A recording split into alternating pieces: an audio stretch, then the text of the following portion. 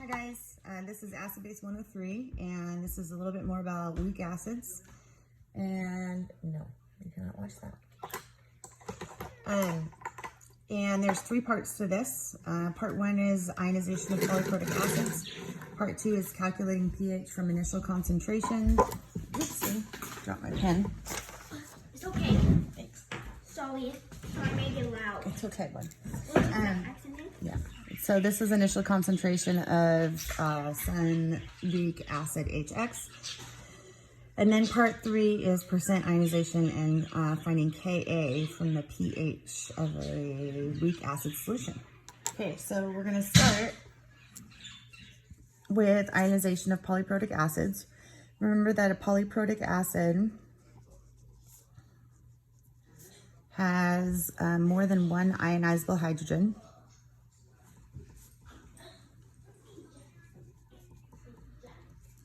And for weak acids, of course, there's a separate equilibrium for every ionization.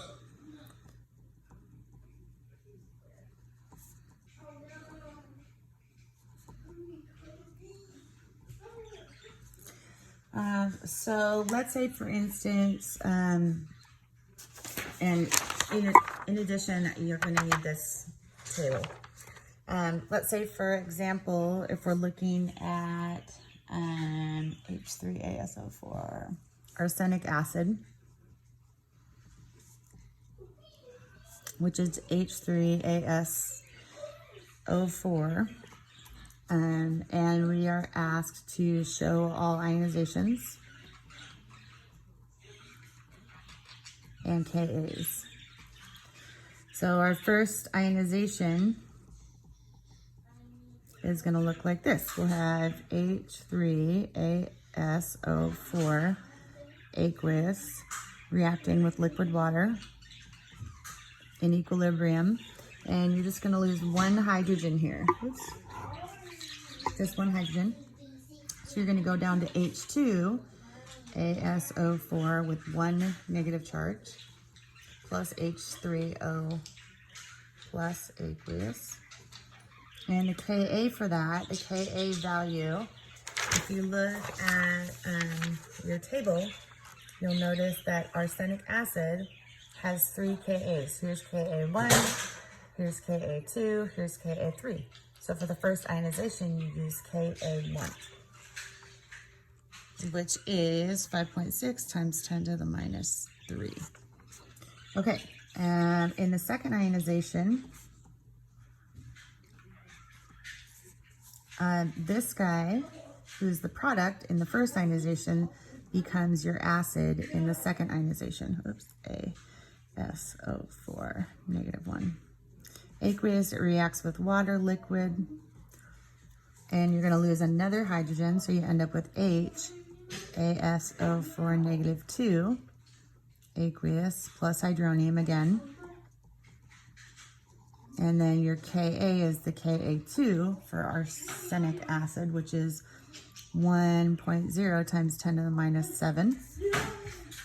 And then your third ionization, this guy becomes your acid. So you have HASO4 -1, aqueous plus liquid water in equilibrium with ASO4 -3, because you're losing that last hydrogen. And you have aqueous and then hydronium as well. Aqueous, and then the Ka3 is 3 times 10 to the minus 12. Okay, so a couple things that you want to recognize is that Ka1 is always going to be greater than Ka2, is always going to be greater than Ka3, because the hydrogens are less likely